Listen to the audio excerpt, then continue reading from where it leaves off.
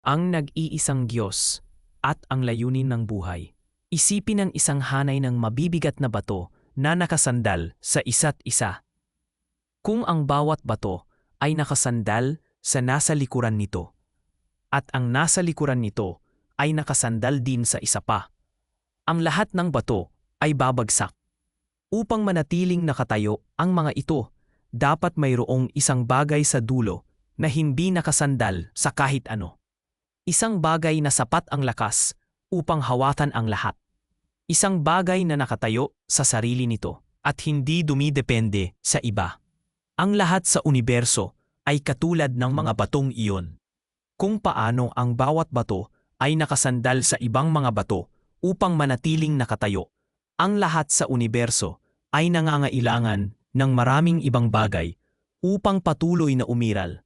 Ikaw ay dumidepende sa hangin, tubig at pagkain. Ang pagkain ay dumidepende sa lupa, ulan at araw. Ang araw ay dumidepende sa mga batas pisikal. Saan man ka tumingin, ang isang bagay ay dumidepende sa iba pang mga bagay. Inilalarawan ng siyensya ang mga ugnayang ito ng napakahusay. Sinasabi nito sa atin kung paano dumidepende ang isang bagay sa isa pa. Ngunit hindi nito ipinapaliwanag kung bakit ang buong hanay ng mga bato ay nakatayo sa simula pa lang. Hindi nito sinasagot ang tanong, anong ang sapat na makapangyarihan upang hawakan ang lahat? Upang maunawaan ito, kailangan nating tumingin sa labas ng kadena ng mga bagay na dumedepende. Dapat mayroong isang nilalang na humahawak sa lahat, ngunit hindi nakasandal at hindi dumedepende sa kahit ano paman. Ang nilalang na iyon na nagpapanatili sa lahat, ngunit hindi pinapanatili ng iba, ang tinatawag nating makapangyarihang Diyos. Ang layunin ng buhay, kaya nilikha tayo ng makapangyarihang Diyos at ang lahat sa paligid natin. Kung titingin tayo sa paligid, makikita nating ang lahat ay may malinaw na layunin.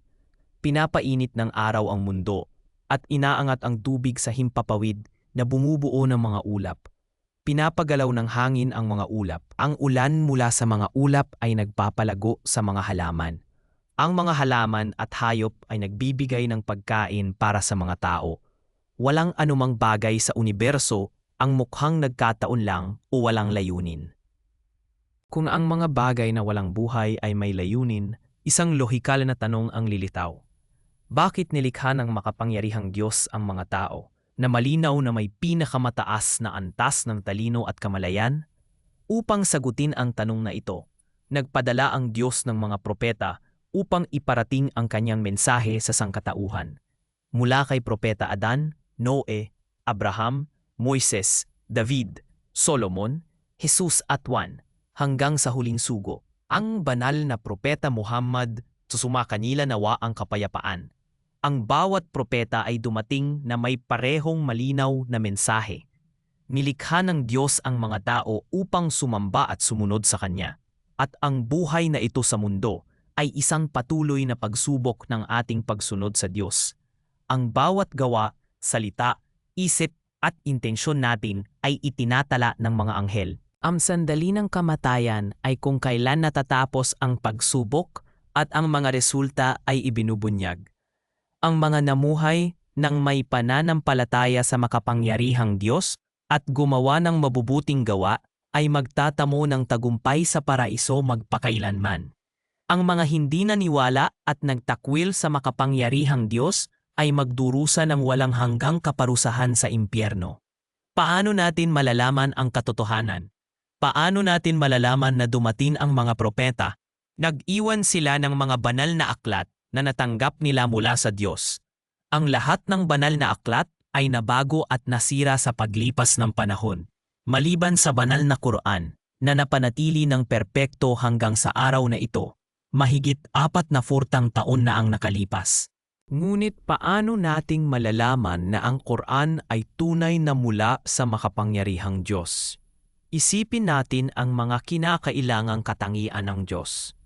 Siya ay dapat walang simula at walang katapusan.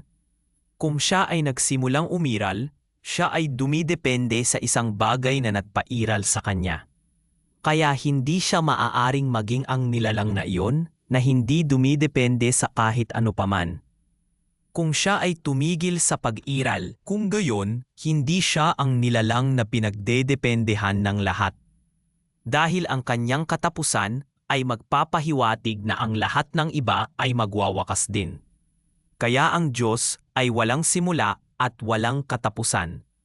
Siya ay dapat iisa. Kung mayroong dalawang tagapaglikha, ang kagustuhan ng isa ay maglilimita sa kapangyarihan ng isa, at ang isang limitadong nilalang ay hindi maaaring maging Diyos. Halimbawa, kung ang isang tagapaglikha ay nagnanais na ang araw ay sumikat, at ang isa naman ay nagnanais na ito ay lumubog, isa lamang ang magtatagumpay. Ang nabigo ay walang kapangyarihan, at ang isang nilalang na walang kapangyarihan ay hindi maaaring maging Diyos na pinagdedependehan ng lahat. At panghuli, hindi siya maaaring maging katulad ng kanyang nilikha sa anumang paraan. Kung ganito siya ay magiging dependyente tulad nila at hindi siya maaaring maging nilalang na pinagdedependehan ng lahat. Ngayon tanungin ang iyong sarili. Sa lahat ng mga Diyos na sinasamba ng mga tao, sino ang tumutugma sa mga lohikal na pamantayang ito? Ito ay ang Diyos na nagpadala ng banal na Quran. Sa kabanata sa 112 sinabi ni Allah, sabihin, si Allah ang iisa. Si Allah ay malaya at hindi umaasa sa iba. Hindi siya nagkaanak at hindi siya ipinanganak. At walang sino man ang kapantay niya. Iisang Diyos. Walang kailangan. Lahat ay nangangailangan sa Kanya. Walang hanggan. Walang anak. Walang ama. Ganap na naiiba sa nilikha. Walang katambal. Walang kapantay. Inilalarawan ng Quran ang Diyos ng eksakto ayon sa hinihingi ng lohika. Ito ay hindi nagkataon lang. Ito ay patunay na ang banal na Quran ay tunay na ang aklat na ipinadala ng tagapaglikha ng universo, ang makapangyarihang Allah. Ang paanyaya, kaya inaanyayahan ka namin sa Islam, sa pagsamba sa tunay na Diyos na lumikha ng kalangitan, lupa at lahat ng bagay na umiiral. Upang pumasok sa Islam, simpleng sabihin ng may katapatan, ako ay sumasaksi na walang Diyos na karapat-dapat sambahin maliban kay Allah. At ako ay sumasaksi na si Muhammad ay sugo ni Allah. Ashhadu an la ilaha illallah wa ashhadu anna Muhammadan Rasulullah.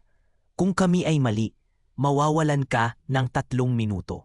Kung kami ay tama, mawawala sa iyo ang lahat, sa walang hanggang kabilang buhay, sa pamamagitan ng pagtalikod. Ang pinto patungo sa walang hanggang kaligayahan ay bukas na bukas. Ikaw ba ay papasok?